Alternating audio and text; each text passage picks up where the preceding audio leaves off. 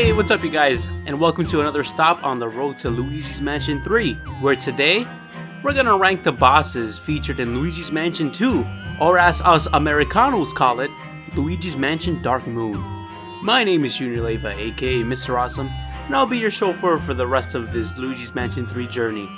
Before we start this video, make sure to hit the subscribe button for more Luigi's Mansion content. Also, there's no sub-bosses on this list, there's only Possessor Ghosts and the final boss, so don't come in expecting Boolosses 2 and other bosses that are similar to that vein. Sorry about that.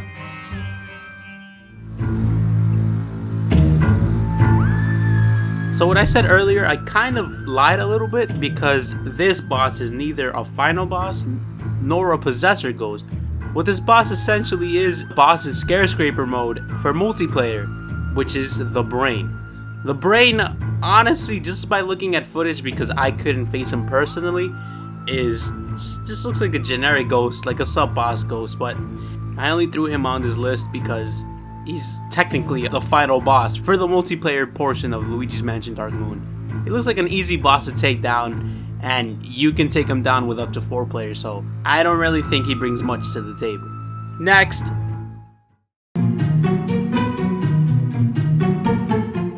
So at number 6, we have the Eerie Staircase. This is a very easy fight. All you really have to do is just dodge his attacks and his slams, and he's all yours. You know, all you have to do is vacuum up the rope and rip out the Possessor Ghost and rinse and repeat. I'll say this though, this fight is very bizarre, but I gotta say this is a very interesting enemy. Never have I thought that I'd face stairs in a video game like this, you know? It's a 3-phase boss. It's not very inventive like other bosses on this list, and if I'm being honest, it kind of felt like a sub-boss compared to a actual boss.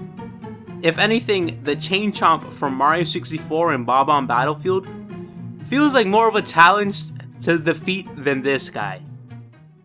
And I also hate it that once you beat this boss, you can't really see inside the treehouse after the fight. I've never really gone back to see if you could go inside the treehouse, but I don't really like it. But yeah, this boss isn't bad at all. There's really no bad bosses in this game, but just because this is a ranking system, I gotta say it's from worst to best, and I wouldn't really rank this one as the worst.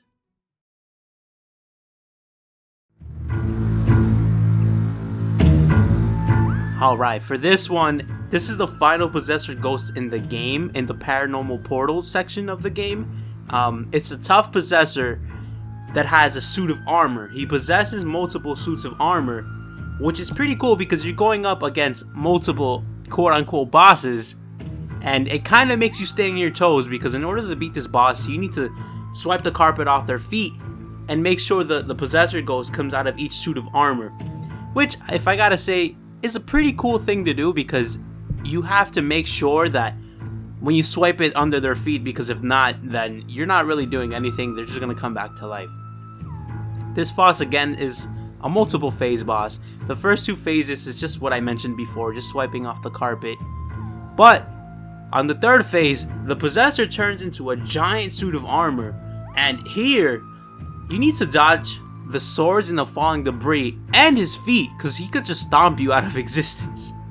But in order to defeat him, it's not hard, not particularly easy either because of the dodging. You have to make sure his feet step on 2 different carpets, and once his 2 feet are on 2 different carpets, you just swipe off one carpet, he loses balance on one, and then the second carpet, his feet is standing, and then all you gotta do is swipe off that one, and he falls, and essentially he's all yours.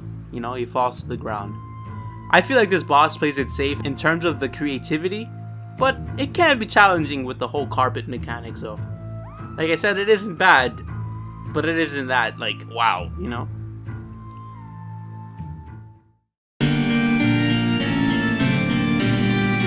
This one's a pretty good boss, alright? This one's the Belfry Clock from the old Clockworks Mansion.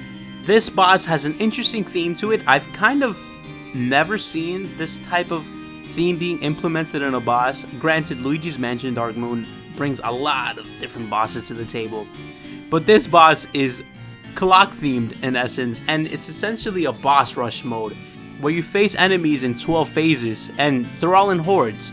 This boss really keeps you on your toes, especially with the 3 greenies that have mallets and shields, because they're pretty hard to dodge, especially when time is on the line. And dodging is key for this boss, because you have to dodge enemies and even the clock hands, because at some point the clock hands rotate in order for the phase to go on, and once they're rotating as you're fighting. So if the clock hands are hot and it touches you, it's a wrap. It's gonna burn you, it's gonna hurt you. Once you defeat the hordes of enemies, the Possessor Ghost comes out every few phases, and you just do the deed. You dodge the Possessor Ghost and then you vacuum him up. It's not a bad boss by any means. If anything, this boss is very, very good for grinding and getting those Poltergust upgrades, because you get a lot of gold in this boss fight. All you have to do is really just survive those 12 phases. It's not that bad at all.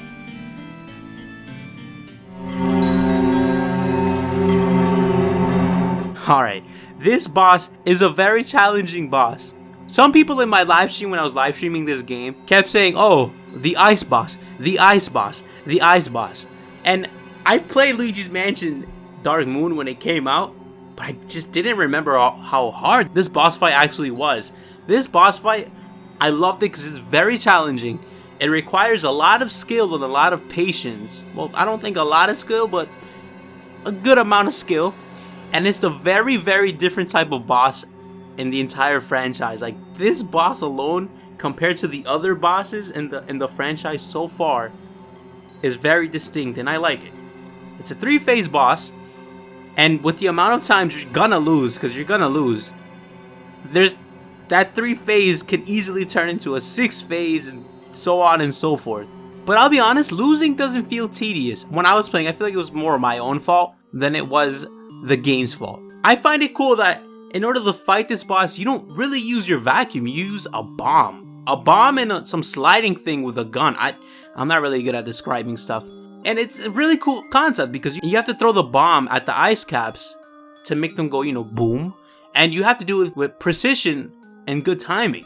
So if you miss, it's all on you, your timing kind of sucks. And then once you get all the ice caps removed, you have to throw the bomb in the ice boss's mouth, and then, he goes boom, and then suck up the Possessor, you vacuum him up, and you rinse and repeat. But the thing is here, since you're on that ice slidey thingy thing, if it overheats, you automatically lose. So you gotta make sure you don't go crazy while throwing these bombs, and you're strategically making them go boom in the right spots.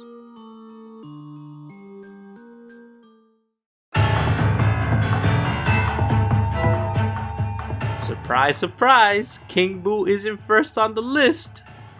I'm sorry, but King Boo doesn't really deserve the top spot, because all King Boo literally does is not that game changing. I almost put the ice boss above him, because it just feels like a generic fight, to be honest. King Boo transport you to his illusion world, and then all you really gotta do is dodge the spike balls, and since they're falling from the air, you gotta make sure he gets hit by a spike ball, and then you suck him up, while dodging the spike balls. It's a pretty interesting challenge, but it's not really the ice boss type of challenge. But the cool thing about this boss is that once you suck him up and he gets freed from the vacuum, he literally makes you slide out his little arena into a corridor, and then he turns huge and chases you down this long corridor. And it's kind of tense, because you're over here running, you gotta dodge a lot of obstacles, and it kind of can be a little challenging. And in my playthrough, he's hit me a couple times, but you don't want him to automatically kill you, because what's the point, But it really puts you on your toes, and it makes you want to survive. But the good thing about this boss is that it gives you hearts at the end of the run of the corridor, because sometimes you could come out with really low health. Other than that, the boss is just rinse and repeat, with a few new things sparkled in, with lightning in the arena, and it's really not that final bossy. The boss is really good, don't get me wrong, but it isn't as grand as it could have been, because when you finally defeat King Boo in the last phase, and you suck him up, that's it, you suck him up. It feels really anticlimactic. It just feels like you sucked up another ghost. I've had more satisfaction sucking up the Fat Albert ghost than King Boo himself. You know, it's more of a this could have used a cutscene of some sorts. You know, at least a cutscene of him struggling to leave the vacuum and Luigi's sweating or some shit, you know. This is my inner film student in my head thinking, you know, that's what I would have done at least, you know. I had a cutscene because that would have added more to the immersion. If it wasn't so anticlimactic, this boss could have been number 1. That chase scene in the corridor, really good, man, really good. I'm happy Luigi's Mansion 3 is incorporating more of this.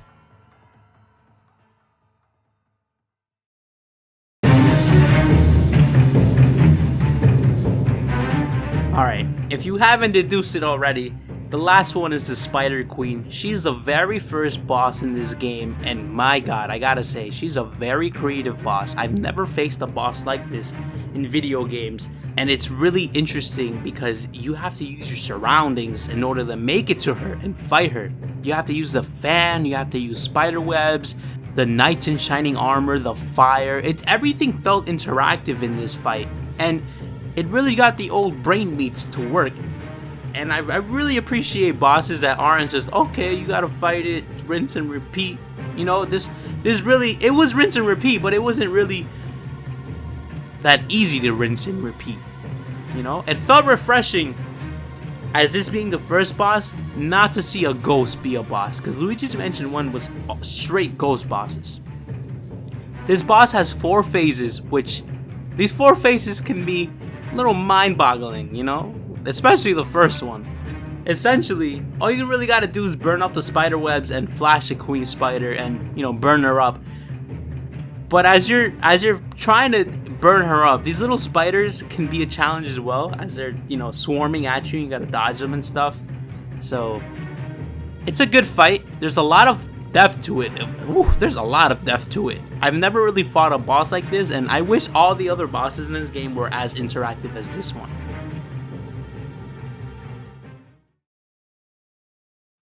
I have to say, I really enjoyed the bosses that Luigi's Mansion Dark Moon had to offer, because they were all really distinct and different, besides the exception of the brain. And honestly, I wish I could have added sub-bosses to this list, but I couldn't due to time restraints. I'm running low on time for the road to Luigi's Mansion, so consider this as a pit stop in our road to Luigi's Mansion 3. Maybe someday down the line I'll rank all the bosses in this game as a separate video, but as of right now, this video should suffice for bosses in the game, because let's be honest, mid bosses, they're just, some of them are really good. I could have added Bolas is number 2 and like other people, but I just really didn't have the time. In the meantime, while I eventually make that video, make sure to subscribe and turn on notifications so you don't miss any Luigi's Mansion content here on the channel. There are already videos ranking the mansions in Luigi's Mansion Dark Moon and ranking the bosses in the first Luigi's Mansion, and a ton of Luigi's Mansion content, so make sure to look at that playlist I have in the description for more. And if I don't have it in the description for some unknown reason, because I could tend to be lazy, it's most likely in the end screen. Thank you to my YouTube members. You guys put that pizza on my pepperoni, and those lovely people wearing the Mr. Awesome merch. You guys are sexy, man. You guys are really good looking. And as always, stay golden.